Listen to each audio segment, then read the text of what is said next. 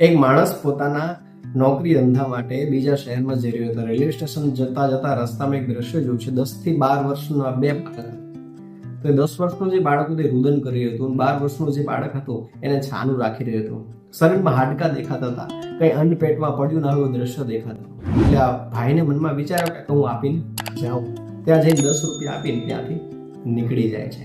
આગળ જતા મનમાં વિચાર પાછો આવે છે કે મેં 10 રૂપિયા આપે, 10 રૂપિયા તો સારી ચાય નથી મળતી. ભાઈ પાછો બે બાળકો પાસે આવ્યો અને કહે છે, બેટા ભૂખ લાગી છે, નાસ્તો કરવો છે? હું નાસ્તો કરવા જઉં છું, હોટલમાં તમારે જમવું છે, નાસ્તો કરવો છે? એટલે બાળકો કહે હા મને ભૂખ લાગી છે. અસમંજસમાં હતા, કચવાતા કહે છે કે હવે ભૂખ લાગી છે. બંને બાળકોને ત્યાંથી નાસ્તો કરવા માટે લઈ જાય છે. હોટલમાં અંદર ટેબલ ઉપર બેસીને મેનેજર આવીને કહે છે, જેમ તેમ તોછડેથી બોલવા લાગે છે.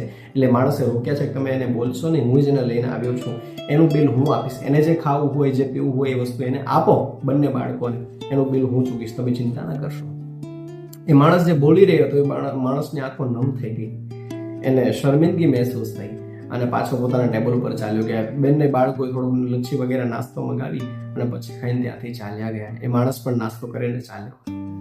રસ્તામાં જતા જતા રેલવે સ્ટેશન પાસે ભગવાનનું મંદિર આવે છે. ભગવાનના મંદિરની અંદર જઈને ભગવાનને બે હાથ જોડીને એ માણસ પ્રાર્થના કરે છે, પરમાત્મા આવું કેમ કરે છે? માણસને આ દુનિયાની અંદર જન્મ આપ્યો, પણ એ જન્મ આપ્યા પછી એની ગરીબાઈ કેમ દૂર નથી થતી? કેમ ગરીબ રહે છે માણસ? આટલા શબ્દોને આટલી પ્રાર્થના કરીને માણસ બહાર નીકળી ગયો. બહાર નીકળીને ભગવાન કંઈક કહેતા હોય એના મનની અંદર, હૃદયની અંદર અહેસાસ થયો અને ભગવાન એને કહી રહ્યા છે કે એ બાળકને જરૂર પડી ત્યારે સૌથી પહેલા એની મદદ કરનાર કોણ હતું? તે 10 રૂપિયા આપીને પાછો વળીને નાસ્તો કરાવનાર કોણ હતો? હું સ્વયં હું હતો. કહેવાનો અર્થ એ છે જીવનની અંદર જ્યારે સમય બને ત્યારે કોઈકની મદદ કરી લો. કારણ કે પરમાત્મા કહે છે કે જીવનની અંદર જ્યારે તમારે કોઈકની મદદ કરવાની લખી હશે ત્યારે પરમાત્મા તમને માણસને તમારી પાસે મોકલશે.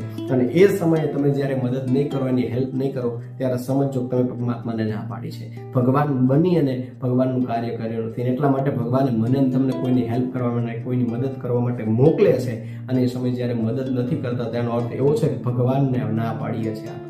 કોઈ માણસને, કોઈ વ્યક્તિને કે કોઈ ગરીબને ના નથી પાડતા, પણ આપણે સ્વયં પરમાત્માએ મોકલેલા પરમાત્માના અંશને આપણે ના પાડીએ છીએ. કહેવાનો અર્થ મને તમને ભગવાન એ ટાઈમે જ્યાં ભગવાન નથી પહોંચી શકતા ત્યારે મારા તમારા જીવનની મદદ રૂપે માણસને મોકલે છે અને આપણને ભગવાન બનીને મોકલે છે કે તું એની મદદ કર, તું એની હેલ્પ કર, જેના દ્વારા એનું સારું થઈ શકે.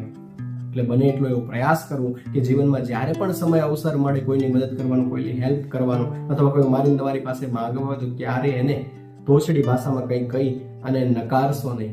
તો જીવનની અંદર પરમાત્મા રાજી રહેશે અને પરમાત્મા રાજી રહેશે તો જીવનમાં ક્યારેય મારા તમારા કોઈ કામ અટકવાના નથી. એટલે જીવનમાં યાદ રાખજો, બને એટલી કોઈ ગરીબ માણસની, કોઈ ગરીબ વ્યક્તિની હેલ્પ, મદદ કરજો, કંઈ ખવડાવજો, કંઈ પીવડાવજો, કંઈ પણ વ્યવસ્થા એને જોઈએ એટલી બની શકે તમારાથી શક્તિ પ્રમાણે તમે વ્યવસ્થા કરજો. આ પ્રસંગ કેવો લાગ્યો જરૂરથી જણાવજો અને રાધે કૃપા કૃષ્ણ અમારી ચેનલ સબસ્ક્રાઇબ કરજો, લાઈક કરજો, શેર કરજો. આપ સૌને રાધે રાધે.